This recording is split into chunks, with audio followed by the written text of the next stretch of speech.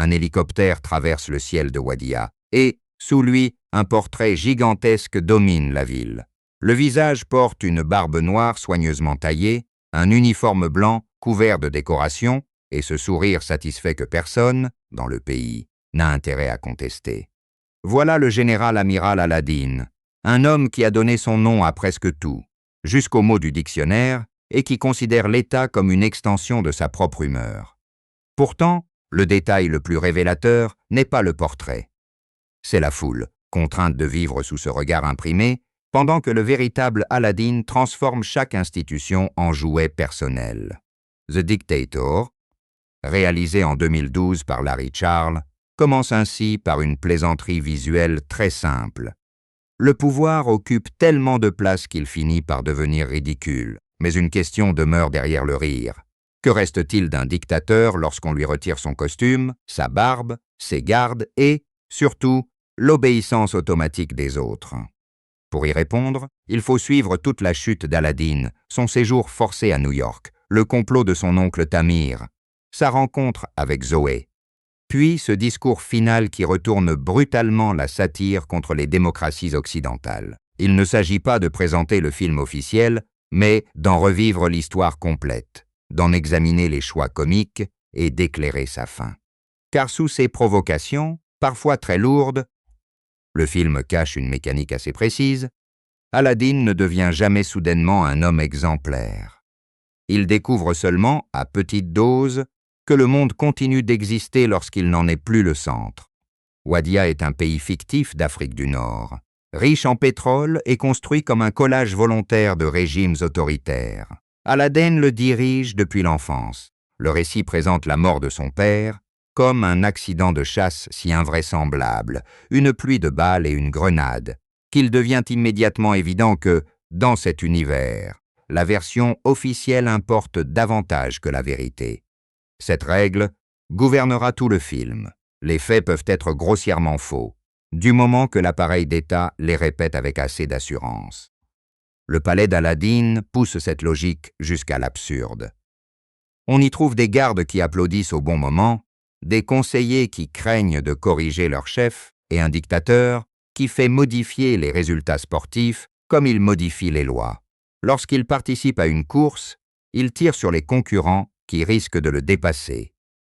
Ce n'est pas seulement une scène de violence burlesque. L'objet essentiel est le pistolet qu'il tient pendant l'épreuve. Dans une compétition normale, le chronomètre décide du vainqueur. Ici, c'est l'arme.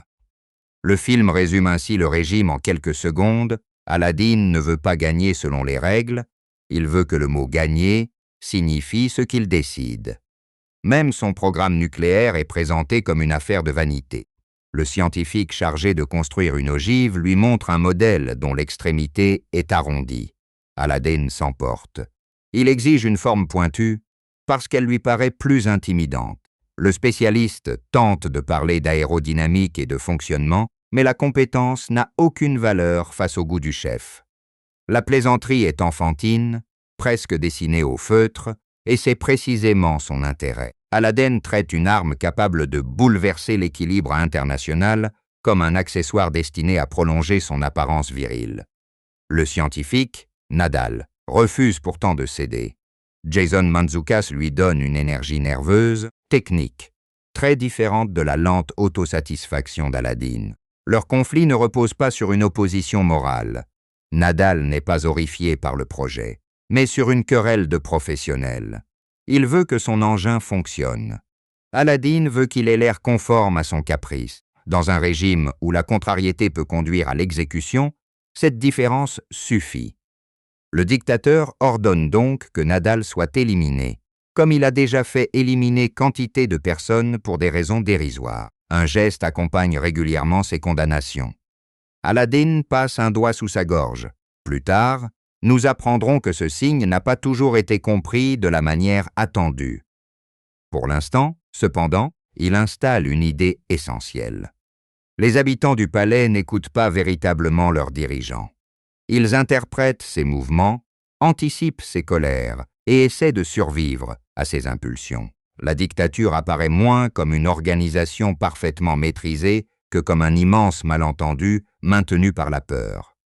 À l'extérieur de Wadiya, les ambitions nucléaires du régime inquiètent les Nations Unies. Al-Adin est convoqué à New York pour répondre aux accusations et annoncer ses intentions. Son oncle Tamir, interprété par Ben Kingsley avec une retenue presque glaciale, lui conseille de s'y rendre. Tamir semble être le serviteur idéal. Il parle doucement, prépare chaque déplacement et absorbe les humiliations sans hausser le ton. Pourtant, ses silences sont plus importants que ses paroles. Tandis qu'Al-Adin occupe chaque pièce, Tamir observe.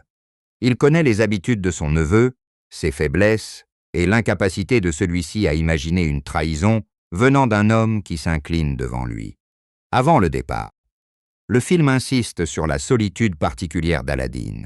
Il peut faire venir des célébrités dans son palais, les payer puis conserver un souvenir de la rencontre comme s'il avait obtenu leur admiration. Megan Fox apparaît dans l'un de ses caméos et repart en laissant le dictateur persuadé que l'argent a produit une forme d'intimité. Autour de lui, tout est accessible, sauf une relation qui ne soit pas commandée. L'immense chambre, les cadeaux et les photographies constituent moins une collection de conquêtes qu'un musée de transactions. Le voyage vers New York pourrait être l'entrée triomphale d'un chef d'État. Il devient un défilé de mauvais goût, avec cortège, gardes et animaux exotiques. La mise en scène ne cherche pas à rendre Wadiya crédible comme pays réel. Elle rend crédible l'ego d'Al-Adin. Chaque élément semble avoir été choisi par un homme demandant toujours davantage, sans jamais demander si l'ensemble a un sens. Dans les rues américaines, les protestataires l'attendent. Pour la première fois, leurs insultes ne peuvent pas être effacées par sa police. Al-Adin leur répond comme s'il se trouvait encore chez lui, incapable de comprendre qu'un ordre prononcé sans appareil pour l'exécuter n'est qu'une phrase. Ce décalage prépare le complot. Tamir a un intérêt économique évident, il veut ouvrir les réserves pétrolières de Wadiya aux compagnies étrangères. Al-Adin, par nationalisme, orgueil ou simple volonté de tout posséder lui-même, refuse de vendre. Tamir ne cherche donc pas à réformer le pays pour le bien de ses habitants. Il prépare une démocratie de façade parce qu'elle facilitera les contrats. La nuance est importante. Le film ne met pas face à face un tyran et un libérateur, mais deux formes de prédation. L'une est personnelle, bruyante, couverte de médailles. L'autre utilise le langage respectable des institutions et des affaires. Tamir fait remplacer Al-Adin par Fawad, l'un de ses nombreux sosies. Le choix de cette doublure produit un gag, mais également un problème politique très concret. Fawad ressemble assez au dictateur pour tromper un public éloigné. Il est en revanche naïf, maladroit et facile à diriger. Tamir n'a pas besoin d'un acteur brillant. Il lui faut seulement une silhouette avec une barbe, un uniforme et une capacité à lire ce qu'on place devant lui. Une fois encore, le film ramène le pouvoir à une surface, tant que les signes extérieurs restent en place. Presque personne ne demande quel homme se trouve dessous. Le véritable Al-Adin est kidnappé dans son hôtel par Clayton, un tortionnaire joué par John C. Reilly. La scène déplace soudain le dictateur dans la position de ses victimes. Attaché, privé de ses gardes, il devrait éprouver une révélation morale immédiate. Le film refuse cette facilité. Al-Adin reste arrogant, méprisant, et trouve encore le moyen de critiquer la technique de son ravisseur. Clayton, lui, parle de torture avec la fierté d'un artisan contrarié par l'évolution du marché. Leur échange ne transforme pas la souffrance en spectacle réaliste. Il montre deux hommes absorbés par leur propre prestige professionnel, l'un comme tyran, l'autre comme spécialiste de la brutalité. Puis vient le geste qui détruit l'identité visible d'Al-Adin. Clayton lui rase la barbe. Ce n'est qu'une poignée de poils. Mais le dictateur la vit comme une amputation symbolique. Sans elle, son visage n'est plus celui des statues, des affiches et des journaux télévisés. Le paradoxe est délicieux. Un homme qui prétend incarner une nation entière dépend d'un détail que quelques coups de rasoir suffisent à supprimer. Al-Adin parvient à s'échapper après que Clayton se blesse accidentellement avec son propre dispositif. Il ressort dans New York sans escorte, vêtu simplement, le visage nu. La ville ne se retourne pas sur son passage. Personne ne se prosterne. Il essaie d'expliquer qui il est, mais sa certitude n'a aucune preuve. Il ressemble à un inconnu agité affirmant posséder un pays lointain. Pour la première fois de sa vie, il rencontre l'indifférence, non pas la haine organisée de ses opposants, mais l'absence totale d'intérêt. Et cette absence est plus humiliante que n'importe quelle insulte. Lorsqu'il aperçoit Effawad à la télévision, dans son propre uniforme, la mécanique du coup d'État devient claire. Le sosie doit signer une nouvelle constitution démocratique devant les Nations Unies. Une fois le document adopté, Tamir pourra privatiser le pétrole et négocier avec les groupes qu'il a déjà réunis. Al-Aden comprend qu'on ne lui a pas seulement volé sa fonction, on lui a volé son visage public. Le monde croit que le dictateur se trouve encore à l'hôtel, alors que l'original erre à quelques rues de là. C'est à ce moment que Zoé entre réellement dans l'histoire. Anna Faris la joue sans chercher à ressembler à une héroïne glamour chargée de civiliser un homme. Elle dirige une petite coopérative engagée, vend des produits biologiques et emploie des personnes issues de différentes communautés. Ses valeurs sont sincères, même si le film s'amuse de la manière dont elle se transforme parfois en discours automatique. Zoé voit Al-Aden, pense qu'il s'agit d'un réfugié wadiyan et interprète son agressivité comme la conséquence d'un traumatisme politique. L'erreur est parfaite. Elle offre de l'aide à l'homme même qui a provoqué l'exil de ceux qu'elle défend. Al-Aden, de son côté, la regarde avec un mélange de dégoût et d'incompréhension. Sa coupe courte, son indépendance et son absence de déférence contredisent tout ce qu'il attend d'une femme. Il l'insulte. Elle entend la maladresse d'un homme déraciné. Chacun place sur l'autre une histoire fausse, et c'est dans cet écart que leur relation va se construire. Zoé lui propose un emploi dans son magasin. Al-Aden refuse d'abord, persuadé qu'un chef d'État ne peut pas travailler derrière un comptoir. Mais il n'a ni argent, ni identité reconnue, ni moyen d'approcher l'hôtel où Tamir retient le sosie. Il doit donc apprendre la première règle de sa nouvelle condition: ses besoins ne donnent plus automatiquement naissance à des serviteurs. Avant de l'accepter, il cherche des alliés parmi les exilés wadiyans de New York. Il entre dans un restaurant fréquenté par des opposants au régime et découvre une salle remplie de visages qu'il croyait morts. L'attention naît d'un détail comique installé bien plus tôt: le geste de la gorge. L'exécuteur chargé des condamnations n'a pas tué toutes les personnes désignées. Il les a aidés à quitter le pays. Le régime d'Al-Aden, que le dictateur imaginait parfaitement obéissant, contenait donc une poche de résistance directement sous ses yeux. Parmi les survivants se trouve Nadal. Leurs retrouvailles ne produisent aucune réconciliation sentimentale. Nadal se souvient très bien de l'ordre d'exécution et Al-Aden se souvient surtout de l'ogive incorrecte. Pourtant, ils ont désormais besoin l'un de l'autre. Nadal possède l'intelligence technique et les contacts nécessaires pour élaborer un plan. Al-Aden possède ou possédait l'accès au sommet. Tous deux veulent empêcher Tamir de conclure ces accords, mais pour des raisons différentes.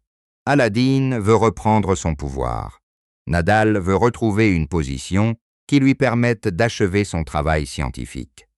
Cette alliance est l'un des choix les plus efficaces du scénario. Si Nadal était devenu la conscience morale du héros, chaque scène aurait dû prétendre qu'Al-Aden progresse vers la bonté. Or Nadal n'est pas là pour pardonner. Il négocie. Il exige notamment d'être rétabli à la tête du programme nucléaire et il continue de défendre ses décisions d'ingénieur. Leur amitié n'est moins d'une conversion que d'une compatibilité comique. Deux hommes obstinés, compétents dans des domaines très différents, découvrent qu'ils peuvent se supporter lorsqu'un ennemi commun les oblige à coopérer. Le premier obstacle est matériel. Pour réintégrer l'hôtel et se rapprocher d'Effawad, Al-Aden doit retrouver une apparence crédible. Sa barbe rasée ne peut pas repousser en quelques jours. Nadal l'aide donc à obtenir une barbe de remplacement prélevée sur un cadavre. La séquence pousse le mauvais goût très loin, mais l'objet lui-même conserve sa fonction narrative. Toute l'autorité d'Al-Aden repose sur un accessoire qui peut être collé. Ce qui paraissait sacré au palais devient un morceau de déguisement manipulé dans une arrière-boutique. Le plan exige ensuite qu'Al-Aden travaille au magasin de Zoé, car la coopérative doit assurer le service lors de la réception où la Constitution sera signée. Il accepte enfin l'emploi, non par humilité, mais parce que le tablier lui offre un passage vers son trône. Zoé croit donner une chance à un réfugié. Nadal sait qu'ils infiltrent l'événement. Aladdin, lui, transforme immédiatement l'épicerie en territoire à conquérir. Le magasin représente tout ce que Wadia n'est pas. Les employés peuvent discuter, les clients se plaindre, les décisions sont justifiées par des principes collectifs. Pourtant, le film ne l'idéalise pas.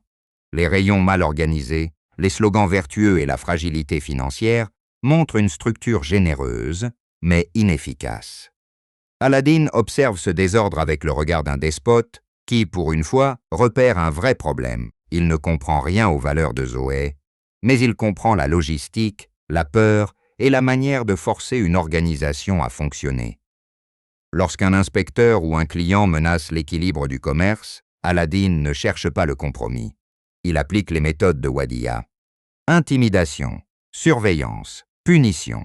Le résultat, aussi inquiétant qu'efficace, améliore temporairement le fonctionnement du magasin. C'est là que la satire devient plus inconfortable.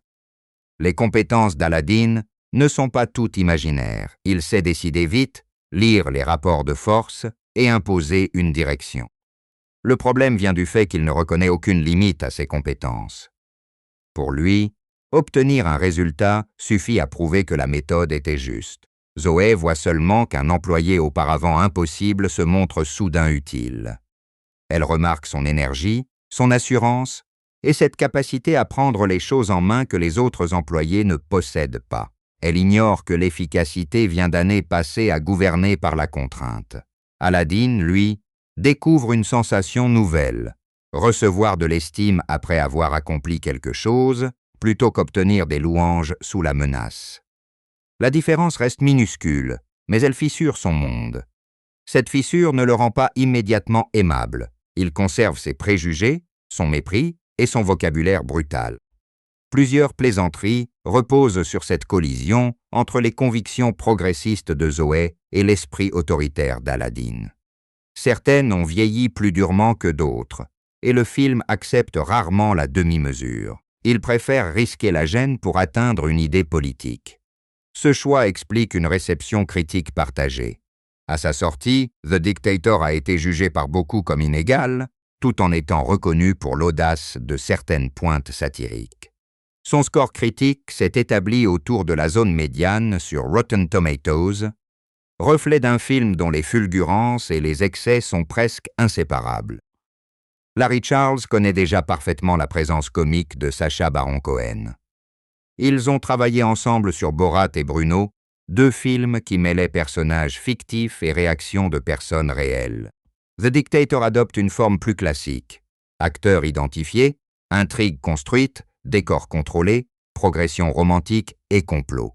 Ce changement compte. Aladdin n'est pas seulement lancé dans le monde pour révéler les préjugés des inconnus, il doit soutenir une histoire avec des choix, des conséquences et une fin préparée. Le scénario est attribué à Sacha Baron Cohen, Alec Berg, David Mandel et Jeff Schaffer.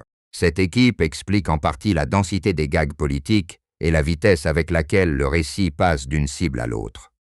Le film attaque la mégalomanie des tyrans, le langage des entreprises pétrolières, la diplomatie de façade, certains réflexes militants et même la capacité des démocraties à maquiller leur propre concentration de pouvoir. Cette dispersion donne de l'énergie, mais elle crée aussi une faiblesse. Chaque idée n'a que peu de temps pour respirer avant qu'une nouvelle provocation arrive. Au centre, cependant, une ligne demeure claire. Aladdin doit approcher Zoé pour atteindre la cérémonie. Plus il joue le rôle de l'employé, plus il reçoit d'elle une attention qu'il n'a pas achetée. Et plus cette attention devient réelle, plus son mensonge politique menace de détruire la seule relation qui ne dépend pas entièrement de son titre. Un épisode à la coopérative rend ce paradoxe particulièrement visible. Une cliente est sur le point d'accoucher et Aladdin se retrouve impliqué dans la naissance. La scène accumule les plaisanteries physiques et l'incompétence apparente, mais elle place surtout le dictateur face à une situation qu'il ne peut régler ni par décret, ni par intimidation. Il faut aider une personne précise, immédiatement, sans public et sans récompense officielle. Zoé l'accompagne et la coopération forcée révèle chez lui une capacité d'action qui, débarrassée pour quelques minutes du pouvoir politique, ressemble presque à du courage. Le film ne résiste évidemment pas à la tentation de compliquer l'accouchement par une série de gags anatomiques. Néanmoins, le changement tient dans le regard de Zoé après l'urgence. Elle ne voit plus seulement le réfugié grossier qu'elle a recueilli. Elle voit quelqu'un qui est resté présent lorsque la situation devenait difficile. Pour Aladdin, ce regard vaut davantage que les applaudissements coordonnés de son palais, précisément parce qu'il ne pouvait pas l'ordonner. Nadal observe cette évolution avec impatience. Son plan ne peut dépendre des sentiments d'Aladdin. Chaque heure passée à séduire Zoé rapproche Tamir de la signature.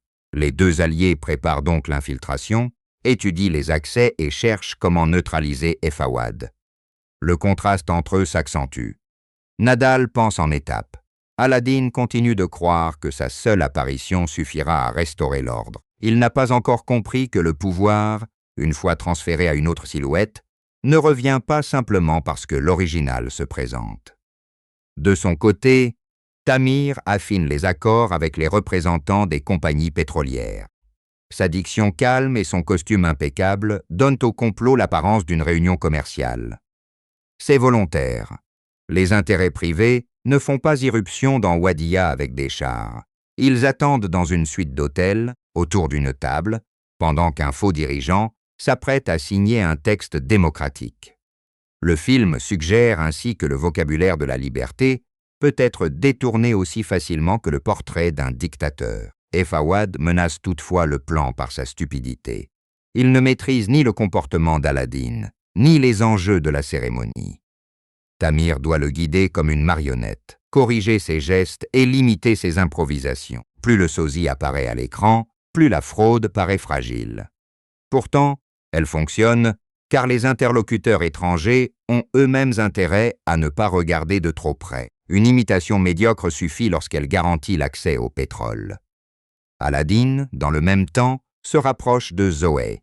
Elle lui parle de dignité, d'égalité et de la possibilité de vivre sans écraser les autres. Il ne reçoit pas ses idées comme un élève docile.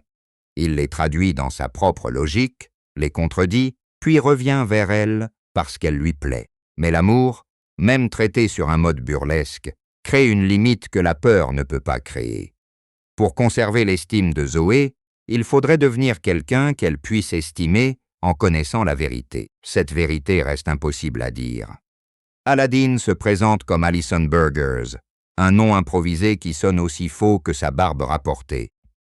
Zoé accepte pourtant l'identité parce qu'elle ne soupçonne pas qu'un chef d'État disparu travaille dans sa réserve. Le film joue sur cette invraisemblance sans chercher à la dissimuler. La comédie ne demande pas si le déguisement tromperait réellement tout New York. Elle demande combien de temps Aladdin peut habiter une vie ordinaire avant que son ancienne identité revienne la détruire. La relation atteint un moment de proximité lorsque Zoé l'invite à partager davantage de son univers. Elle n'est pas fascinée par la puissance qu'il prétend ne pas avoir. Elle réagit à ces rares instants de vulnérabilité lorsqu'il cesse de commander assez longtemps pour écouter. Sacha Baron Cohen modifie alors légèrement sa posture. Le torse reste bombé, mais le regard cherche l'approbation au lieu de l'exiger. Ce détail suffit. L'homme n'a pas changé de doctrine. Il a découvert qu'il pouvait être refusé. Et le refus devient une menace réelle lorsque Zoé comprend certains aspects de son comportement. Elle ne se contente pas d'une excuse imposée, elle pose des limites. Au palais, toute limite était un affront à supprimer. À New York, supprimer la personne supprimerait également la relation désirée. Aladdin doit donc supporter une frustration sans la transformer en condamnation. Pour lui, c'est presque une révolution intérieure. Le film garde néanmoins son héros à distance de toute rédemption confortable. Dès qu'il se sent rassuré, les vieux réflexes reviennent. Il ment, manipule et imagine son retour au pouvoir avec enthousiasme. Nadal ne cesse d'ailleurs jamais de travailler à ce retour. Leur objectif demeure l'annulation de la Constitution, non la libération de Wadiya. La romance ajoute une contradiction. Elle ne remplace pas l'ambition initiale. À mesure que la cérémonie approche, deux promesses deviennent incompatibles. À Zoé, Aladdin laisse entendre qu'il peut être un homme différent. À Nadal, il promet de redevenir le dirigeant absolu, de restaurer son programme et de récompenser ses alliés. Le même homme ne peut pas tenir les deux engagements, sans mentir à quelqu'un. C'est pourquoi la signature du document ne sera pas seulement le point culminant du complot politique. Elle forcera Aladdin à choisir quelle version de lui-même doit apparaître en public. Avant cela, Nadal et lui doivent franchir la sécurité de l'hôtel. Leur stratégie repose sur la livraison assurée par la coopérative de Zoé. L'uniforme de service remplace donc l'uniforme militaire. Cette substitution est visuellement savoureuse. Le dictateur qui traversait les halls entouré de gardes pousse désormais du matériel pour ne pas être remarqué. Le bâtiment est le même, mais la manière dont les employés le regardent a changé. Le costume décide encore de sa valeur sociale, seulement, cette fois, il le rend invisible. Le plan se dérègle, comme tous les plans d'Aladdin. Et Fawad ne se laisse pas simplement neutraliser, les accès sont surveillés, et la fenêtre de la signature se referme. Nadal tente de maintenir une logique opérationnelle pendant qu'Aladdin improvise. Cette différence produit le rythme des dernières séquences. L'ingénieur calcule, le dictateur fonce, et chaque solution crée aussitôt un nouveau problème. Lorsqu'Aladdin atteint enfin la zone privée où se trouve son sosie, la confrontation a quelque chose d'étrangement intime. Et Fawad porte son visage public, sa barbe et ses vêtements, mais il ne possède aucune de ces certitudes. Face à cette copie, Aladdin voit la fragilité de son propre personnage. Si un homme aussi limité peut le remplacer, c'est que la fonction reposait moins sur son génie que sur un décor collectif. Et Fawad n'est pourtant pas un adversaire politique. Il est un instrument que Tamir a placé là. Le véritable conflit oppose toujours Aladdin à son oncle. Tamir a compris ce que son neveu refusait de voir. Le pays peut être exploité sans lui. Il suffit de conserver une continuité visuelle, de prononcer quelques mots rassurants et d'offrir aux partenaires étrangers le résultat qu'ils attendent. La course vers la salle des Nations Unies condense alors tout le film. Aladdin doit récupérer la barbe, le costume et la place devant les caméras avant qu'Fawad ne signe. Chaque seconde compte. Il ne s'agit plus de convaincre par un argument, mais d'occuper le cadre au bon moment. Une fois devant le texte constitutionnel, il arrache enfin le contrôle à son double. Le public croit toujours voir le même dirigeant. Seul Tamir comprend que l'homme qui l'avait fait disparaître est revenu. Aladdin tient la Constitution. Le geste attendu est simple. Signer, annoncer la démocratie, satisfaire l'Assemblée et sauver peut-être sa relation avec Zoé. Pendant un instant, il semble pouvoir choisir cette sortie. Puis il déchire le document. Le bruit du papier résume son instinct le plus profond. Il a connu la peur, la pauvreté relative, le travail et le désir d'être aimé. Pourtant, face à la possibilité concrète d'abandonner le pouvoir absolu, il recule. Sa transformation n'était pas fausse, mais elle était incomplète. Zoé lui a appris à regarder une autre personne. Elle ne lui a pas appris à renoncer à un pays. Vient alors le grand discours, la scène qui donne à The Dictator sa pointe la plus mémorable. Aladdin se lance dans un éloge de la dictature. Il explique, avec un enthousiasme croissant, combien un système autoritaire permet de concentrer la richesse, d'aider les puissants, d'emprisonner certains groupes, de manipuler l'information, de surveiller la population, de mentir sur les raisons d'une guerre et d'organiser des élections dont le résultat favorise toujours les mêmes intérêts. Au début, l'Assemblée est horrifiée. Puis le montage et le texte déplacent progressivement la cible. Chaque avantage décrit par Aladdin ressemble de plus en plus à une caricature de pratique présente dans des démocraties réelles. Les visages américains se figent. Le dictateur ne comprend pas nécessairement toute la portée de ce qu'il dit. Le film, lui, la comprend.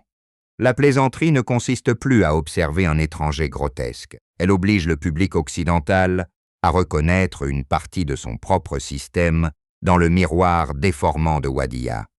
Cette scène fonctionne parce qu'elle arrive après plus d'une heure de vulgarité assumée. Le spectateur s'est habitué à rire d'Aladdin comme d'une anomalie extérieure. Le discours retire soudain cette distance. Si la richesse achète l'influence, Si les médias peuvent être contrôlés par quelques intérêts, si des citoyens sont privés d'un pouvoir réel malgré le rituel électoral, où se situe exactement la frontière entre démocratie et dictature?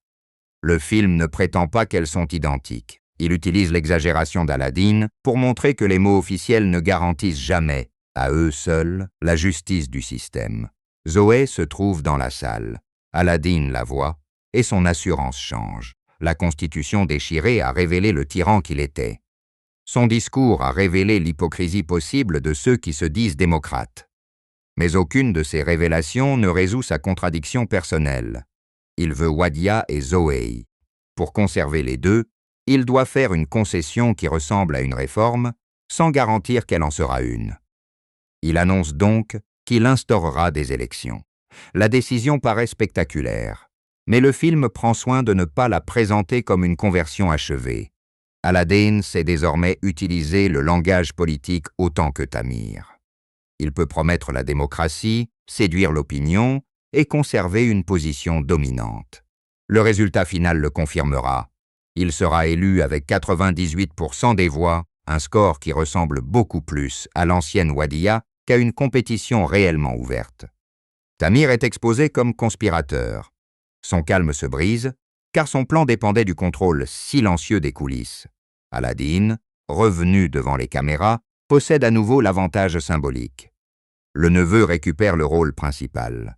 L'oncle cesse d'être le metteur en scène invisible. Pourtant, sa défaite ne purifie pas le régime. Elle empêche surtout la vente immédiate du pays selon les conditions préparées avec les compagnies étrangères. Nadal, lui, obtient ce qu'il espérait. Une place restaurée auprès d'Aladin et la possibilité de poursuivre ses travaux. Leur réconciliation confirme le ton moralement instable du film. Aucun tribunal ne vient demander des comptes aux scientifiques, et le dictateur ne renonce pas à ses ambitions militaires. La comédie ferme le complot, pas les dangers qu'il contenait. Zoé accepte finalement d'épouser Aladin. Ce choix est sans doute l'un des éléments les moins développés du récit. Son affection repose sur les moments où elle a vu un homme vulnérable et utile, tandis que la cérémonie publique vient de rappeler l'étendue de ses mensonges. Le film accélère leur réconciliation parce qu'il veut atteindre une dernière plaisanterie, pas parce qu'il a entièrement résolu leur désaccord moral. Le mariage se déroule avec toute la pompe retrouvée. Aladin porte à nouveau l'uniforme, les décorations et la barbe. Zoé arrive dans une robe blanche, et l'instant pourrait servir de conclusion sentimentale. Puis, elle brise un verre sous son pied, conformément à une tradition juive. Le visage d'Aladin se fige. Il découvre que la femme qu'il vient d'épouser est juive, et son vieux préjugé remonte immédiatement à la surface. Cette révélation finale n'annule pas simplement la romance, elle mesure la petitesse du changement. Aladin a pu promettre des élections devant le monde entier, mais une information personnelle suffit à réactiver la violence de son ancien réflexe. Il fait le geste de la gorge, demandant qu'on l'élimine, et la plaisanterie retrouve alors le motif des exécutions manquées. Le film s'arrête sur une ambiguïté comique. Le dictateur a appris quelque chose. Oui, mais certainement pas assez pour devenir fiable. Un épilogue montre la nouvelle Wadia. Des élections ont eu lieu et Aladin les a remportées avec 98% des suffrages. La fiche démocratique recouvre donc une continuité autoritaire. Le décor institutionnel a changé.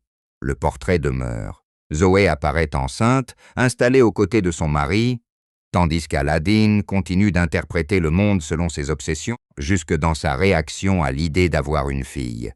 La fin doit être comprise sans lui accorder une rédemption qu'elle ne contient pas. Aladin a développé un attachement réel. Il a découvert le travail, l'anonymat et la dépendance envers quelqu'un qui pouvait le rejeter. Ces expériences ont créé une capacité nouvelle à négocier. Elles n'ont pas effacé son narcissisme, ses préjugés ou son désir de contrôle. En promettant des élections, il ne devient pas démocrate. Il devient un autocrate assez adaptable pour survivre à la démocratie. Voilà pourquoi le score de 98% est le véritable dernier mot politique. Tamir voulait utiliser une constitution pour transférer la richesse vers des entreprises. Aladin utilise l'élection pour légitimer la continuité de son règne. Dans les deux cas, une institution respectable peut être vidée de son sens lorsque le résultat est fixé par ceux qui possèdent déjà le pouvoir. Le film ne dit pas que toute élection est mensongère. Il rappelle qu'un bulletin n'est utile que si les conditions autour de lui permettent un choix réel. Le parcours de la barbe offre une autre lecture de cette conclusion. Au début, elle paraît indissociable d'Aladin. Après le rasage, il devient invisible.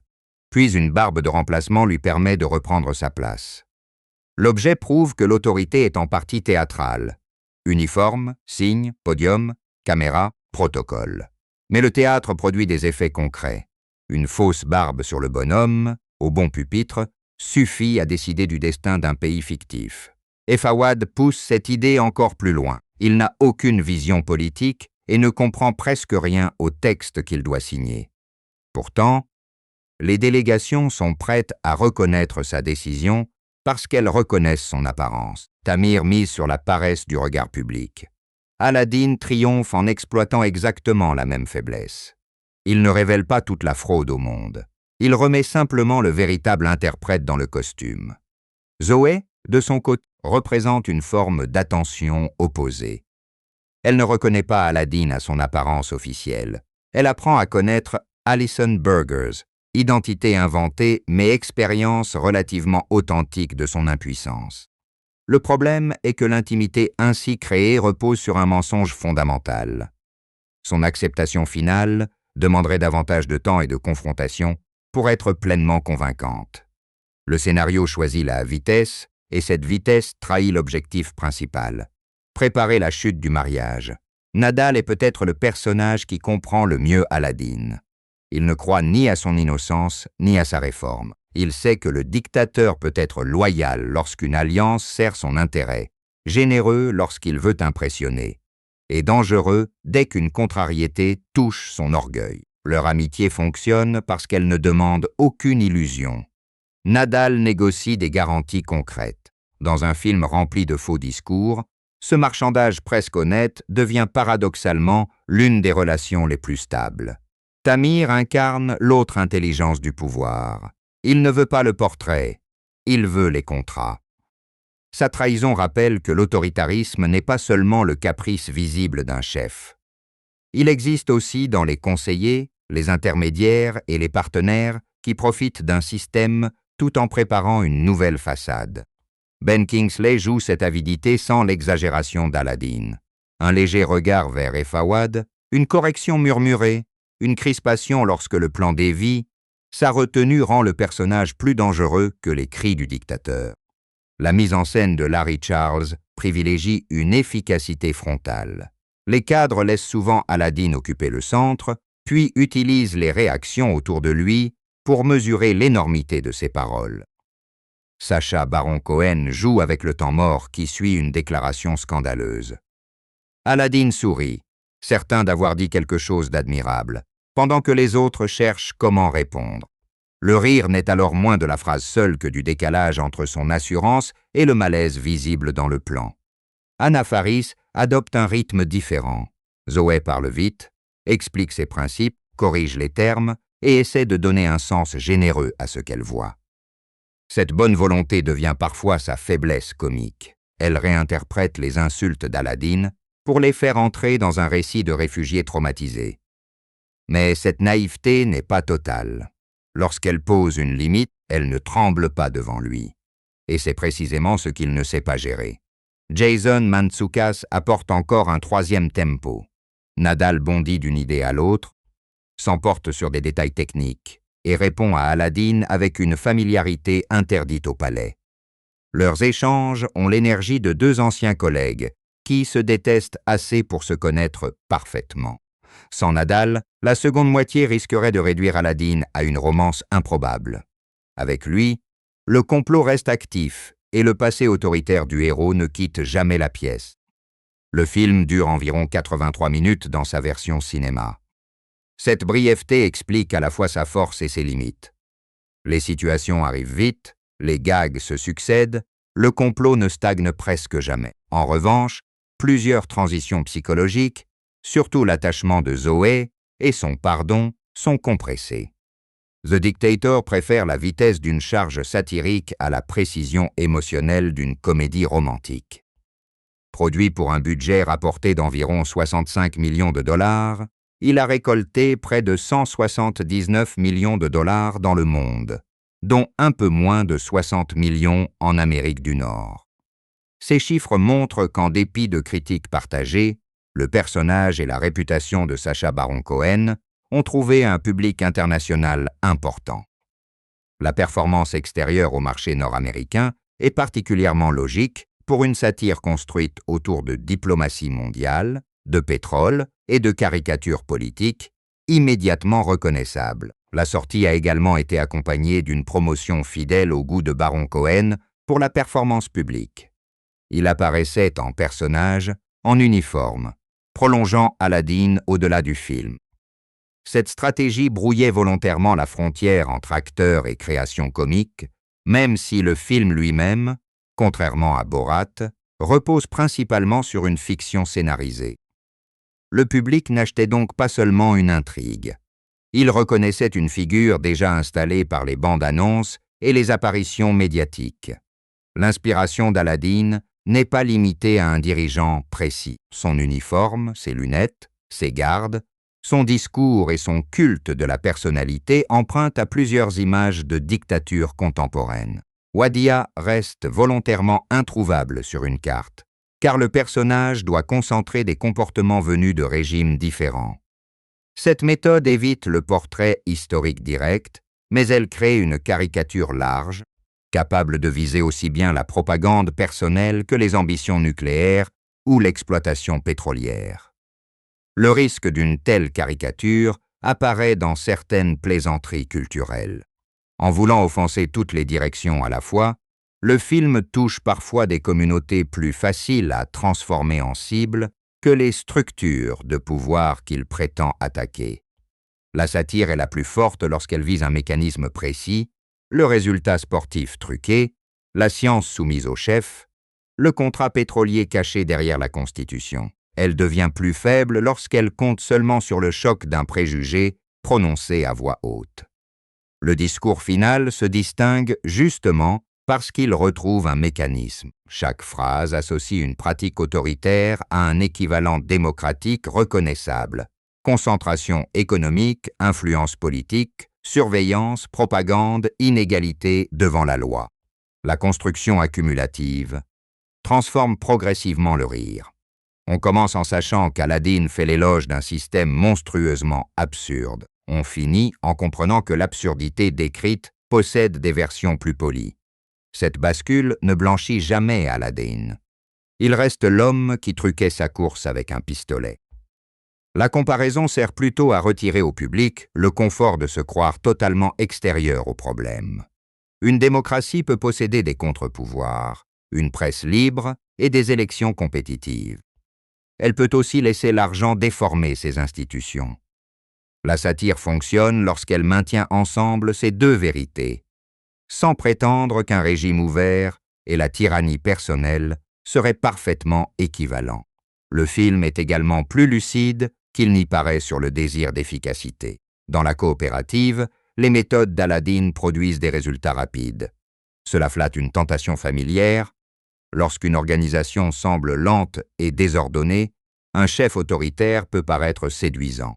Mais le prix de cette efficacité apparaît dans chaque scène de Waddia. Si personne ne peut corriger le dirigeant, même l'ogive devient l'expression de sa vanité.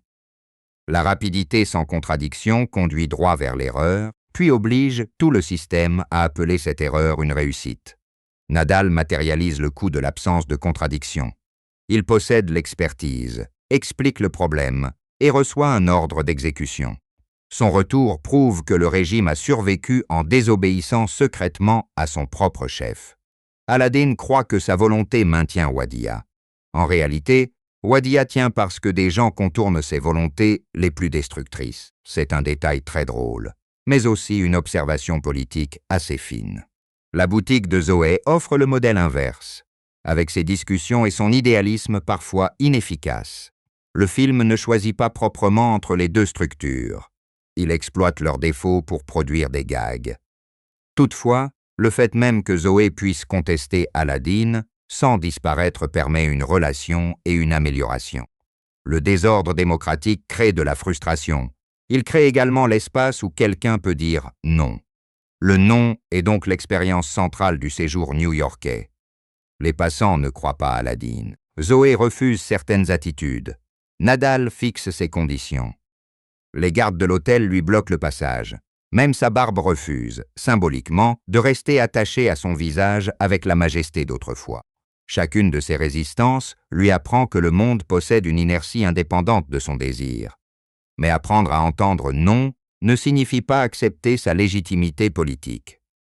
Devant la Constitution, Aladdin déchire encore le texte.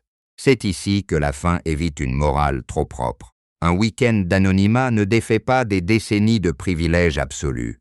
Il peut produire une émotion, un amour, une hésitation. Il ne suffit pas à reconstruire une personnalité entière. La promesse d'élection naît alors d'un compromis entre désir et conservation. Aladdin comprend que Zoé ne l'aimera pas s'il revendique ouvertement la tyrannie. Il change le vocabulaire du régime pour protéger ce qu'il veut. Peut-être une partie de lui souhaite-t-elle réellement une évolution.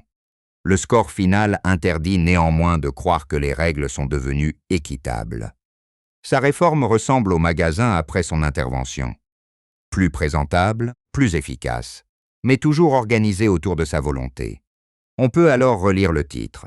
The Dictator semble désigner un individu immédiatement reconnaissable, avec barbe et uniforme. Le récit montre pourtant plusieurs dictateurs possibles. Aladdin, qui veut tout posséder. Tamir, qui manipule le pays depuis l'ombre. Les entreprises, qui attendent de transformer une constitution en contrat. Et même les mécanismes économiques décrits dans le discours, capables de concentrer le pouvoir sans adopter l'apparence d'un tyran. Le singulier du titre garde malgré tout son importance. Aladdin reste responsable de ses décisions. Le contexte n'efface ni sa cruauté, ni ses préjugés. La satire des démocraties ne constitue pas une défense de Waddia.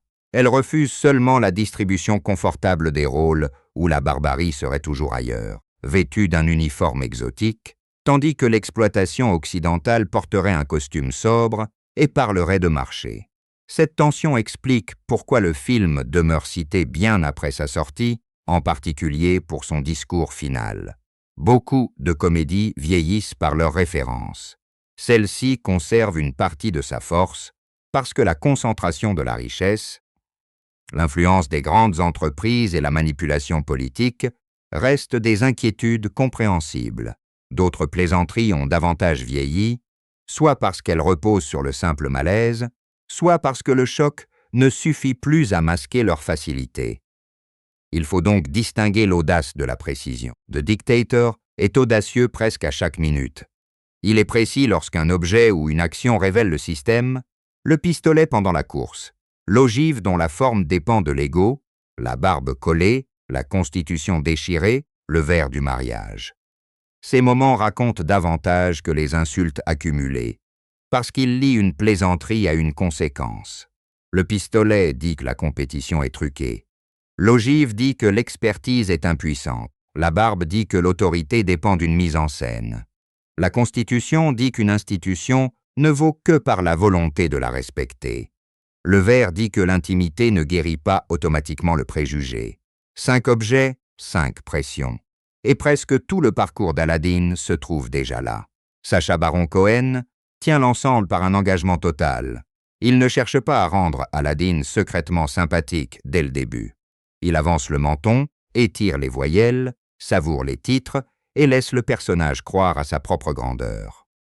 Lorsque l'anonymat arrive, il ne devient pas soudain timide. La même énergie se heurte simplement à des gens qui ne lui accordent rien. Le personnage reste constant, tandis que le monde autour de lui change de règles. C'est cette constance qui rend les petites variations visibles. Une seconde d'hésitation devant Zoé compte, parce qu'Aladdin hésite rarement. Un regard inquiet lorsque sa barbe disparaît compte, parce qu'il se croyait indestructible. Une écoute silencieuse, même brève, compte, parce qu'il transforme normalement chaque conversation en monologue. Le film obtient ses meilleurs instants émotionnels sans demander au personnage de cesser d'être ridicule. Anna Faris accomplit un travail inverse. Elle empêche Zoé de devenir seulement un symbole vertueux. Son débit, son impatience et ses formulations trop appliquées donnent au personnage des angles comiques. On peut discuter la rapidité avec laquelle elle pardonne, mais sa présence offre un véritable point de friction. Elle ne tombe pas amoureuse du portrait officiel. Elle s'attache à l'homme privé de son portrait. Et c'est là le piège final. Dès qu'Aladine récupère les signes du pouvoir, l'homme qu'elle a rencontré risque de disparaître sous la performance publique. L'épilogue ne répond pas clairement à cette inquiétude. Zoé se trouve à ses côtés, enceinte, tandis que le régime reprend ses habitudes. Peut-elle réellement infléchir Waddia? Ou devient-elle un élément supplémentaire de la nouvelle image officielle? Le film choisit le rire avant de trancher. Nadal pourrait, lui aussi, représenter une force de changement. Il est capable de contredire le chef et d'obtenir des concessions. Mais ses objectifs ne sont pas pacifiques. Il veut achever son arme, retrouver son prestige et prouver qu'il avait raison sur la forme de l'ogive. Sa compétence ne s'accompagne pas d'une boussole morale. Le film rappelle ainsi qu'un régime ne devient pas juste simplement parce qu'il écoute enfin ses experts.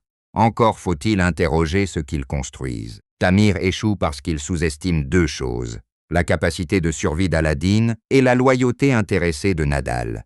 Il planifie les contrats, contrôle Fawad et organise l'enlèvement, mais il suppose que les êtres humains resteront dans les fonctions qu'il leur a attribuées. Or, Aladine s'échappe, Zoé lui offre un accès inattendu, Nadal accepte une alliance, et le sosie lui-même devient difficile à gérer. Le manipulateur le plus rationnel du film est vaincu par le désordre qu'il pensait maîtriser. Ce désordre rejoint la question de la démocratie. Un système ouvert est lent, bruyant et imprévisible, comme la coopérative. Pour Tamir et Aladine, cette imprévisibilité ressemble à un défaut. Pour le film, elle peut aussi constituer une protection. Lorsque plusieurs personnes possèdent une voix réelle, aucun plan ne se déroule exactement comme prévu.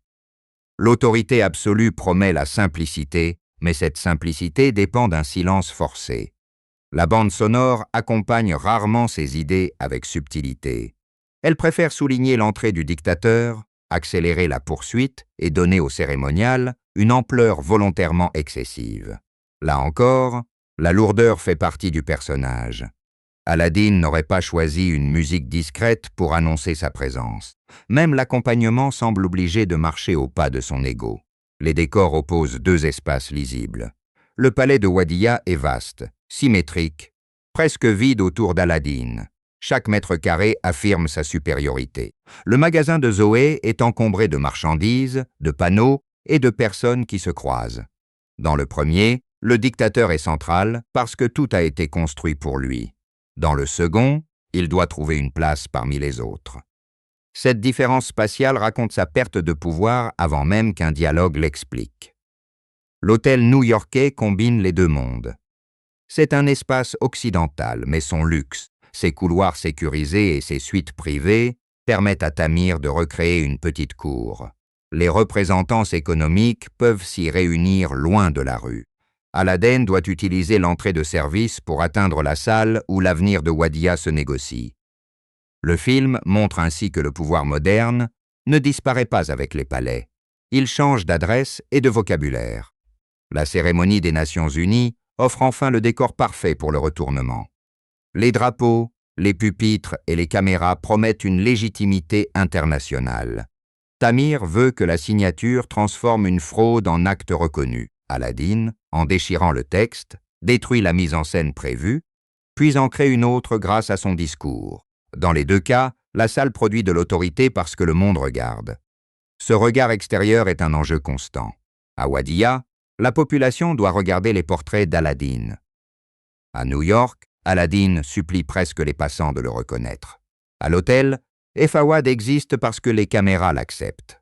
Au mariage, Zoé devient publiquement lié au régime. Le pouvoir n'est jamais seulement possédé. Il doit être vu, répété et validé. Le film laisse également une place au plaisir très simple du renversement. Voir un homme habitué au palais devoir expliquer son identité à des inconnus crée une justice comique immédiate, mais cette punition reste temporaire. Aladdin récupère son poste, ses richesses et son immunité. Si l'on attend une fable où le tyran perd tout et devient humble, la conclusion est volontairement frustrante. Cette frustration correspond pourtant mieux au personnage. Une rédemption totale aurait rendu le discours final plus confortable. Le mauvais homme aurait appris la bonne leçon, puis corrigé son pays. En le laissant presque intact, le film oblige à regarder les systèmes, pas seulement le cœur individuel. Zoé peut toucher Aladdin, elle ne peut pas, par une romance, garantir des institutions libres. De même, l'élimination de Tamir ne garantit aucune justice économique. Les réserves de pétrole restent un enjeu, et d'autres partenaires viendront certainement négocier. Aladdin refuse la vente parce qu'il considère la ressource comme sienne. Protéger le pays contre un accord prédateur peut coïncider avec son intérêt personnel sans devenir un acte altruiste. La satire résiste ainsi aux catégories propres. Une bonne conséquence peut naître d'un mauvais motif. Le public est invité à rire, puis à vérifier la direction du rire. Lorsqu'Aladdin humilie un opposant, la scène peut sembler n'être qu'une provocation. Lorsqu'il décrit la concentration du pouvoir dans son discours, la plaisanterie revient vers la salle. Cette oscillation constitue la signature du film. Elle n'est pas toujours maîtrisée, mais elle empêche la comédie de se réduire à une suite de gags sur un pays imaginaire. Voilà l'ironie la plus sombre de la fin. L'épreuve américaine aurait pu libérer Waddia de son dictateur. Elle lui apprend plutôt à moderniser sa façade. Il ajoute les élections à son arsenal, comme il ajouterait une nouvelle médaille à son uniforme. La démocratie devient un signe supplémentaire sur l'affiche, tandis que le résultat demeure presque soviétique. Et pourtant, le film ne ferme pas entièrement la possibilité d'un changement. Zoé est présente, Nadal peut contredire, les exilés ont prouvé leur capacité à résister et l'exécuteur a déjà désobéi aux ordres meurtriers. Waddia n'est pas seulement Aladdin. Sous les portraits, des individus interprètent, ralentissent et parfois sabotent la volonté du chef. La persistance de ces petites désobéissances constitue la seule lueur crédible. Le rasage ajoute une dimension presque enfantine à cette dépossession. Aladdin ne perd pas son visage biologique. Il perd la version dessinée et reproduite de ce visage. Ces portraits ont appris au public quels signes reconnaître, au point que l'homme réel devient moins authentique que l'affiche. Et Fawad, avec les bons accessoires, paraît plus vrai que lui. La propagande a si bien simplifié le chef qu'elle permet désormais de le remplacer. Cette idée dépasse Waddia. Les caméras internationales ne disposent que de quelques secondes, d'un podium et d'un communiqué. Tamir comprend qu'un système médiatique pressé reconnaît d'abord les symboles. Il ne prépare pas une imitation parfaite pour les proches d'Aladdin. Il prépare une image suffisante pour ceux qui regardent de loin. Le sosie n'a donc pas besoin de connaître l'histoire du pays ou la personnalité du dirigeant. Il doit rester dans le champ et atteindre la ligne de signature. Le restaurant des exilés inverse cette logique. Là, les personnes savent exactement qui Aladdin est, même sans barbe, car elles portent les conséquences de ses décisions. Elles n'ont pas appris son visage sur une affiche. Elles ont perdu une profession, une maison ou une sécurité à cause de lui. Le film choisit la comédie plutôt qu'un règlement de compte dramatique, mais le contraste demeure. Ceux qui connaissent réellement le régime reconnaissent l'homme que les institutions officielles ne voient plus. La présence des condamnés supposés morts révèle aussi une faiblesse administrative. Aladdin pense qu'un geste suffit à supprimer une personne. Entre ce geste et la mort, pourtant se trouve un être humain chargé d'interpréter l'ordre. Cet intermédiaire transforme secrètement l'exécution en exil. La tyrannie n'atteint jamais la perfection mécanique qu'elle prétend posséder. Elle dépend de milliers de choix minuscules, et un seul refus peut sauver une vie. Le film traite cette découverte comme une surprise comique pour Aladdin, qui semble presque offensé que son système ait été moins meurtrier que prévu. Son narcissisme apparaît alors sous une forme particulièrement pure. Même la survie des victimes lui semble être un vol, parce qu'elle prouve qu'on ne lui obéissait pas. il ne ressent pas leur soulagement. Il ressent la blessure faite à son autorité. Nadal le sait, et c'est pourquoi leur alliance ne commence jamais par une demande de pardon. Dans une version plus morale de l'histoire, Nadal aurait exigé qu'Aladin reconnaisse ses crimes. Si, il préfère garantir son poste futur. Ce choix maintient la satire dans une zone inconfortable, mais cohérente. Les personnes qui entourent un dictateur ne sont pas toutes des héros clandestins. Certaines veulent simplement revenir à l'intérieur du système, retrouver des ressources, exercer leurs talents et gagner le duel d'ego qui les avait fait bannir.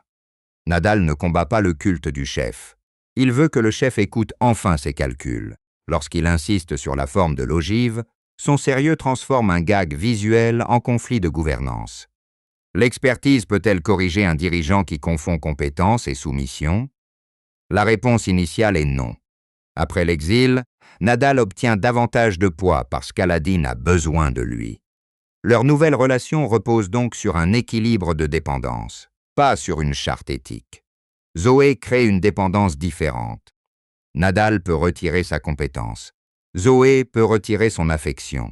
Dans les deux cas, Aladin doit offrir quelque chose en échange. Cette obligation lui paraît d'abord humiliante, puis elle devient presque stimulante. Il découvre qu'une relation négociée produit une satisfaction que l'obéissance automatique ne peut pas offrir. Une louange imposée rassure son statut. Une attention libre rassure, pour quelques secondes, l'homme sous le statut. La coopérative devient ainsi un laboratoire politique miniature. Les employés y possèdent des voix, mais personne ne semble capable de fixer une direction nette. Aladin arrive avec une solution autoritaire à chaque problème. La mise en scène laisse le spectateur goûter l'efficacité de ces solutions avant d'en rappeler le coût. C'est un piège intelligent. Si ces méthodes échouaient toujours, la tentation du pouvoir fort serait trop facile à rejeter. Lorsqu'une boutique désordonnée devient plus performante sous la contrainte, le rire porte une question réelle. Combien de libertés sommes-nous prêts à abandonner pour que la file avance plus vite, que les étagères soient rangées ou que les chiffres remontent? Aladin répond sans hésiter. Toutes. Zoé répondrait probablement aucune. Le film trouve son énergie dans l'espace entre ces positions, là où l'efficacité, la dignité et la responsabilité doivent être arbitrées plutôt que proclamées. Le magasin permet également à Aladin d'utiliser des capacités que le palais déformait. Il sait repérer un rapport de force, retenir rapidement des informations et agir sous pression. À Wadiya, ces qualités servaient principalement sa vanité. Dans une urgence concrète, comme l'accouchement, elles peuvent aider. La différence ne se situe pas dans le talent, mais dans la finalité. Le même courage peut protéger quelqu'un ou imposer une domination, selon ce que l'homme considère comme la priorité. Zoé aperçoit cette version utile avant de connaître l'histoire complète. Voilà pourquoi son attachement, même accéléré, n'est pas totalement arbitraire. Elle observe des actes présents et les interprète généreusement. Ce qui lui manque, ce sont les faits passés. Le film organise leur romance autour de cette asymétrie. Elle connaît son comportement sans connaître son pouvoir. Le public connaît son pouvoir et se méfie de chaque amélioration du comportement. Cette avance du spectateur crée un malaise sous les scènes tendres. Lorsqu'Aladin semble vulnérable, nous pouvons croire à l'émotion sans croire au personnage qu'il prétend être. Lorsqu'il promet de changer, nous savons que Nadal prépare simultanément son retour. Chaque geste amoureux est donc accompagné d'une dette narrative. Plus Zoé lui fait confiance, plus la révélation devra être coûteuse. Le scénario ne paie pas entièrement cette dette, et il faut le reconnaître. Le pardon arrive vite, la cérémonie finale encore plus vite.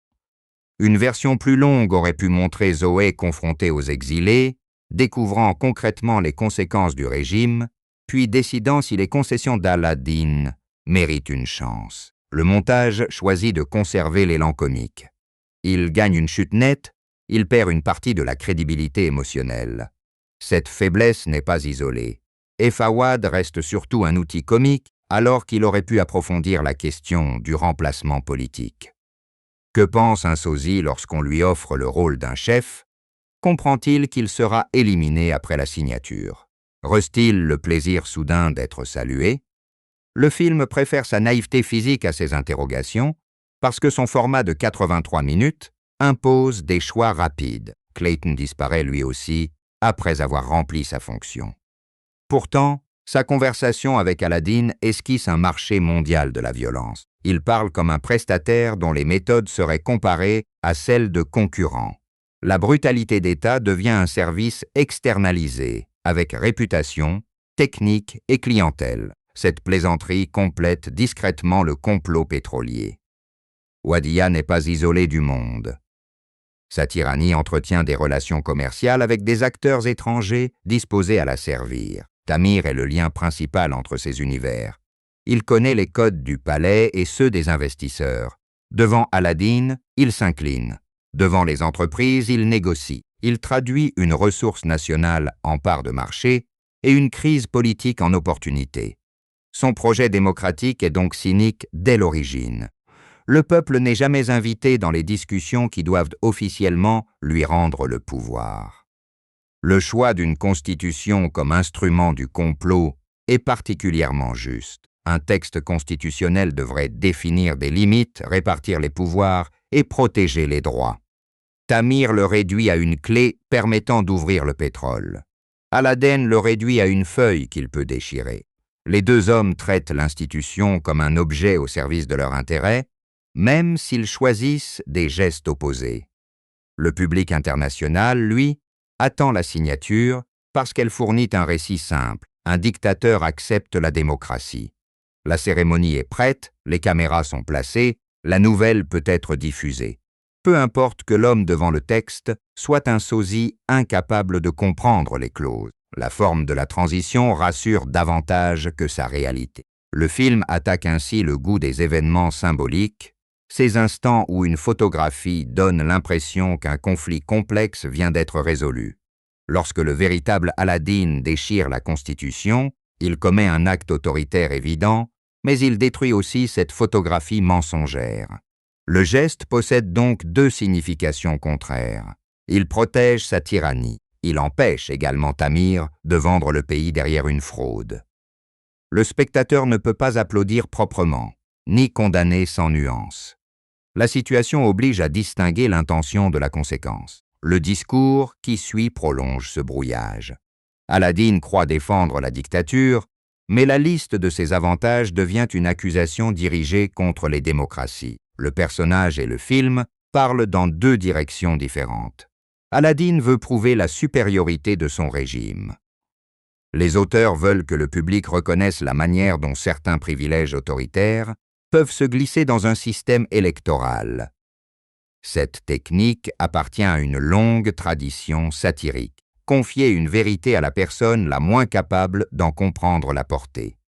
Si un démocrate prononçait le même discours, il ressemblerait à un sermon. Dans la bouche d'Aladdin, chaque phrase conserve le plaisir de l'absurde, puis frappe avec un temps de retard. Le rire ouvre la porte, la comparaison entre ensuite. Le moment le plus efficace survient lorsque les auditeurs cessent progressivement de sourire. La caméra n'a pas besoin d'ajouter une explication. Les pratiques décrites deviennent familières.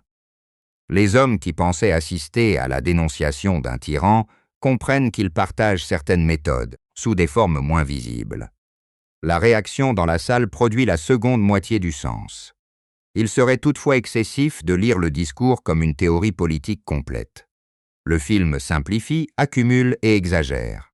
Il ne détaille ni les institutions, ni les degrés de liberté, et il ne distingue pas toutes les formes de démocratie. Sa force n'est pas la démonstration, c'est le déplacement soudain du regard. En quelques minutes, la cible passe de l'étranger grotesque au confort moral du public. La décision d'annoncer des élections immédiatement après crée un autre double sens. Aladdin paraît répondre à Zoé, donc à une exigence sincère d'égalité, mais il répond aussi à la salle, qui a besoin d'un signe rassurant après son discours. Il transforme une crise en promesse. C'est exactement ce qu'un politicien habile ferait, et c'est nouveau chez lui. Autrefois, il aurait seulement fait arrêter les mécontents. Son évolution pourrait donc être décrite comme un apprentissage de la persuasion. Il ne remplace pas la contrainte, Il ajoute une méthode. Il apprend qu'un dirigeant peut conserver le contrôle en donnant au public le sentiment d'avoir choisi. Le score de 98% montre qu'il n'a pas accepté l'incertitude fondamentale d'une élection libre. Il veut le rituel sans le risque. Ce résultat éclaire rétrospectivement la course du début. Les concurrents étaient présents, une ligne d'arrivée existait et un vainqueur était déclaré. Tout ressemblait à une compétition, mais Aladdin portait une arme. L'élection finale reproduit probablement la même structure. Candidat, bulletin, résultat, avec le pouvoir coercitif toujours placé d'un seul côté. La première plaisanterie sportive annonçait déjà la dernière plaisanterie politique. L'ogive pointue offre un rappel comparable. Aladdin privilégie l'apparence intimidante au fonctionnement réel. À la fin, il peut privilégier l'apparence démocratique à la pratique réelle. Dans les deux cas, il choisit la forme qui flatte son image. Nadal corrige peut-être l'arme. Personne ne semble en mesure de corriger l'élection. La romance produit néanmoins une contrainte partielle. Zoé n'accepterait sans doute pas de rester si aucun signe de réforme n'existait. Sa présence oblige donc Aladdin à maintenir au moins une façade, peut-être à tolérer davantage de contradictions. Cela ne suffit pas pour appeler Waddiya une démocratie, mais une façade peut parfois créer des attentes que le pouvoir ne contrôle plus entièrement. Une promesse publique, même cynique, donne aux opposants un langage pour demander des comptes. L'épilogue ne développe pas cette possibilité. Il la laisse suspendue derrière la plaisanterie sur la grossesse. Zoé peut-elle transformer le palais de l'intérieur? Les exilés rentreront-ils? Nadal utilisera-t-il sa proximité pour limiter les caprices ou seulement financer son projet? Aladdin permettra-t-il un jour une élection qu'il pourrait perdre? Aucune réponse nette n'est fournie, car une réponse heureuse contredirait la cohérence du personnage et une réponse totalement sombre étoufferait la comédie. Le dernier geste contre Zoé rappelle néanmoins où se trouve la limite immédiate. Son identité juive n'est pas une idée abstraite discutée au magasin. Elle apparaît au cœur du mariage, au moment où Aladdin croit posséder une nouvelle histoire parfaite. Le verre brisé fait éclater cette perfection. Il comprend que la personne aimée appartient au groupe, que ses préjugés lui ont appris à haïr.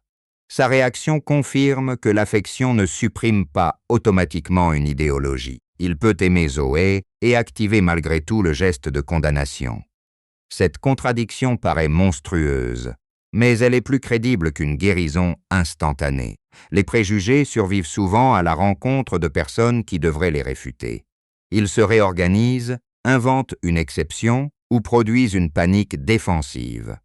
Le film choisit le gag plutôt que les conséquences. Le mouvement sous la gorge rappelle l'exécuteur désobéissant, ce qui laisse espérer que l'ordre n'aboutira pas. Mais l'essentiel est le réflexe. Aladdin n'a pas pris le temps de penser. Le corps répète le langage du palais avant que l'homme rencontré par Zoé puisse répondre. La vieille identité reste inscrite dans le geste. Cette fin pourrait sembler annuler toutes les scènes new-yorkaises. Elle les replace plutôt à leur juste échelle.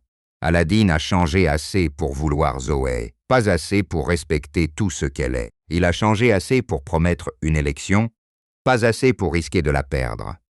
Il a changé assez pour coopérer avec Nadal, pas assez pour renoncer à l'arme. Chaque progrès s'arrête exactement là où son contrôle serait véritablement menacé. Le film devient alors une comédie sur les limites de la réforme personnelle. Les récits aiment croire qu'une humiliation, une histoire d'amour ou une semaine vécue parmi les gens ordinaires peut transformer un puissant. The Dictator emprunte cette trajectoire, puis la sabote. L'humiliation apprend à Aladdin la fragilité. L'amour lui apprend le désir de plaire. Aucune expérience ne lui apprend spontanément la responsabilité. Pour atteindre cette responsabilité, il faudrait des institutions capables de lui résister durablement. Or, la Constitution est déchirée, l'élection est dominée, et les conseillers restent dépendants de sa faveur. Zoé ne peut pas remplacer une justice indépendante, une presse libre ou une opposition protégée. L'une des idées les plus sérieuses du film se trouve ici, même si elle n'est jamais formulée. Le caractère d'un chef compte moins lorsque le système limite réellement ce qu'il peut faire. À Wadiya, tout dépend du caractère d'Aladin, donc tout peut changer avec son humeur. Une relation amoureuse peut l'adoucir le matin. Une révélation peut déclencher un ordre de mort le soir. Le pays ne dispose d'aucune protection contre cette oscillation. La démocratie promise ne deviendrait réelle que si Zoé, Nadal, les exilés et les citoyens pouvaient lui dire non sans compter sur sa bonne volonté. Le film ne montre pas ce monde. Il montre le commencement éventuel d'une pression. Aladin a désormais vécu parmi ceux qui disent non. Il sait que leur refus peut être supporté, parfois même désiré. Cette connaissance est modeste, instable et profondément personnelle. Elle pourrait ouvrir une brèche, mais elle pourrait aussi l'aider à mieux manipuler la résistance. La question du spectateur change donc entre le début et la fin. Au départ, on demande « Que devient Aladin sans pouvoir ?» À l'arrivée, une question plus inquiétante apparaît. Que devient son pouvoir après qu'il a appris à paraître plus humain?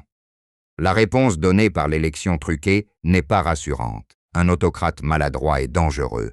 Un autocrate capable d'utiliser le langage démocratique peut l'être davantage. Cette lecture explique le choix de ne pas punir Aladin.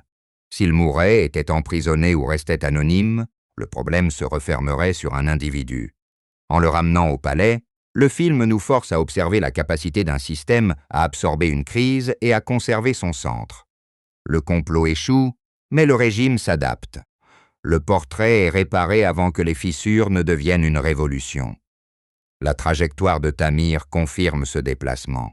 Il voulait remplacer un homme sans transformer la concentration du pouvoir. Son projet aurait donné à des entreprises privées l'accès que possédait auparavant la famille dirigeante.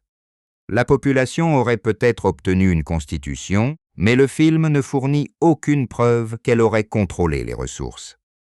Le changement de façade risquait donc de masquer un autre transfert autoritaire. Entre Tamir et Aladin, le choix proposé à Wadiya est terriblement pauvre. Exploitation internationale sous le langage de la démocratie ou propriété personnelle du dictateur sous le langage de la souveraineté. Le véritable intérêt des citoyens n'a pas de représentant central dans le complot. Les exilés existent, Zoé défend des principes, mais aucun mouvement wadian organisé ne prend le contrôle du récit. Cette absence peut être vue comme une limite politique du film. En centrant presque tout sur Aladin, la satire reproduit parfois l'effacement du peuple qu'elle décrit. Wadiya reste un décor pour le parcours du dirigeant. Nous apercevons les victimes au restaurant et les foules dans les cérémonies, mais rarement leur choix autonome. La comédie gagne un centre puissant. Le pays fictif perd de l'épaisseur. Pourtant, les exilés apportent une correction essentielle. Ils rient, travaillent, se souviennent et se sont reconstruits loin du portrait. Leur survie prouve qu'Aladin n'a jamais possédé entièrement leur vie.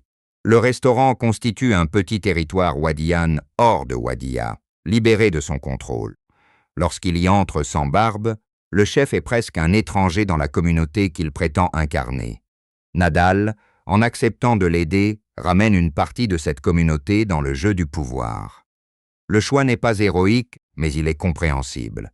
L'exil n'efface ni l'ambition ni le désir de revenir. Le film refuse de faire des victimes un groupe moralement uniforme. Certains veulent la démocratie. D'autres veulent une place dans le programme nucléaire, et tous ont appris à survivre selon leurs propres intérêts. Cette diversité contraste avec les foules officielles de Wadiya, présentées comme une masse coordonnée. Dans les cérémonies du palais, les réactions arrivent ensemble. Dans le restaurant, les voix se croisent. La différence sonore signale la différence politique. Un public autorisé à rire du chef devient immédiatement plus vivant qu'une foule obligée de l'applaudir. Le rire possède d'ailleurs une fonction particulière dans le film. Aladin rit de ses propres décisions et attend que les autres le suivent. À New York, les gens rient de lui. Dans le discours final, la salle rit d'abord avec distance, puis cesse lorsque la comparaison devient reconnaissable. Qui contrôle le rire et vers qui il se dirige devient une mesure discrète du pouvoir. Sacha Baron Cohen maîtrise ce déplacement parce que sa carrière s'est souvent construite sur le malaise entre personnages et public. Ici, le cadre fictionnel lui donne davantage de contrôle. Mais l'objectif reste semblable, obtenir un premier rire, puis révéler ce que ce rire acceptait. Aladdin prononce l'inacceptable avec une assurance si complète qu'il force les autres personnages, et parfois le spectateur, à examiner leurs réactions. Larry Charles laisse régulièrement la caméra tenir une seconde après la pointe. Cette seconde offre l'espace nécessaire au retournement. Un gag purement verbal pourrait passer. Un regard de Zoé, de Nadal ou d'un diplomate lui donne une conséquence sociale.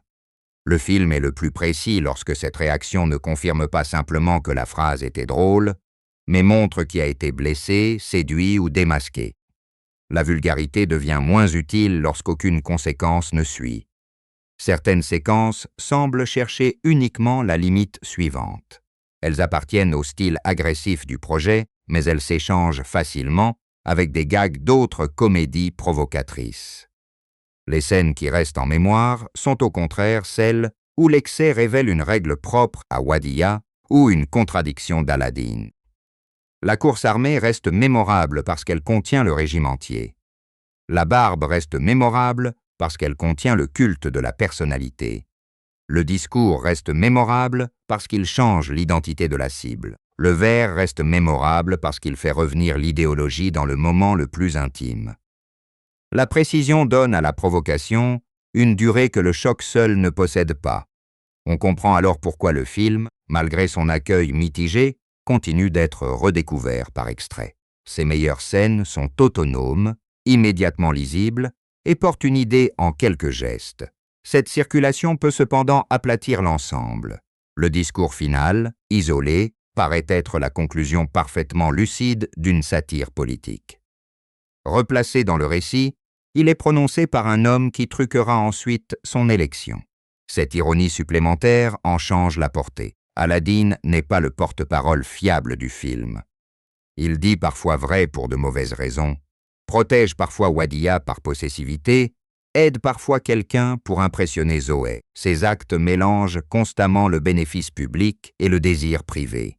Le spectateur doit donc juger les conséquences sans emprunter sa boussole morale. Cette difficulté rend le personnage plus intéressant qu'une simple collection d'insultes. Il possède une logique stable. Tout doit confirmer sa centralité. Même l'amour devient d'abord une preuve qu'il peut conquérir une personne indépendante. Ce n'est que lorsqu'il risque de perdre Zoé que son désir rencontre une limite. La possibilité du rejet donne à l'autre une existence réelle, mais au mariage, la panique montre qu'il n'accepte toujours cette existence que sous condition. Zoé pouvait être indépendante, tant qu'elle restait compatible avec l'histoire qu'il se racontait. Son identité juive détruit cette compatibilité. Aladdin doit alors choisir entre la personne concrète et le préjugé abstrait. Son premier réflexe choisit le préjugé. Le film coupe avant de montrer s'il peut revenir sur cet ordre. Ce silence protège la plaisanterie et maintient l'incertitude. Si Zoé reste dans l'épilogue, on peut supposer qu'elle survit et que la relation continue, mais cela ne transforme pas le geste en détail sans importance. Au contraire, sa survie probable souligne encore le rôle des personnes qui n'exécutent pas automatiquement la volonté d'Aladdin. Ainsi, le changement le plus crédible de Waddiya ne vient peut-être pas du sommet, il vient de l'espace entre l'ordre et son application. L'exécuteur sauve les condamnés, Nadal négocie, Zoé refuse. Les exilés conservent une mémoire. Ces actes ne renversent pas immédiatement le régime, mais ils empêchent le portrait de devenir toute la réalité. The Dictator se termine donc exactement comme il doit se terminer, non sur un tyran guéri, mais sur un tyran exposé. Exposé comme personnage dépendant d'une barbe, exposé comme homme incapable de supporter certaines vérités, exposé, surtout, comme miroir grossissant de mécanismes que les sociétés plus respectables préfèrent décrire avec des mots moins brutaux. Le dernier rire reste coincé entre deux sensations. Il y a le plaisir de voir la mise en scène d'Aladdin survivre à une série de catastrophes et le malaise de comprendre pourquoi elle survit. Les gens autour de lui ont des intérêts, les institutions peuvent être jouées, et une élection peut valider celui qui contrôlait déjà le terrain. Le film ne demande pas d'admirer son dictateur. Il demande de reconnaître les décors qui rendent les dictateurs possibles. Au fond, la scène décisive n'est peut-être ni l'enlèvement ni la signature interrompue. C'est l'instant où Aladdin marche dans New York sans barbe et où personne ne le regarde. Pendant quelques minutes, il n'est plus une nation, une armée ou un portrait. Il est un homme seul, furieux que le monde ne confirme pas son importance. Tout ce qui suit est sa tentative pour récupérer ce regard. Il y parvient. Les caméras reviennent, l'uniforme revient, les applaudissements reviennent. Mais nous avons vu le visage nu. Nous savons désormais que la grandeur proclamée tient avec de la colle, qu'un sosie peut la porter, qu'un conseiller peut la vendre et qu'une femme dans une petite coopérative peut la faire trembler en prononçant un simple refus. C'est cette connaissance que la fin ne peut pas effacer. Aladdin remporte donc l'élection, conserve Wadia et épouse Zoé. Sur le papier, il obtient tout. Dans le regard du spectateur, pourtant, il a perdu le privilège le plus précieux de tous les pouvoirs autoritaires, paraître inévitable. Une barbe a été rasée, un costume a changé de corps, une constitution a été déchirée. Et, derrière chacun de ces gestes, le régime a révélé son trucage. Le portrait géant peut rester accroché. Après cette histoire, il ne signifie plus la force, il signifie l'effort immense nécessaire pour convaincre tout un pays qu'un seul homme doit occuper tout le cadre.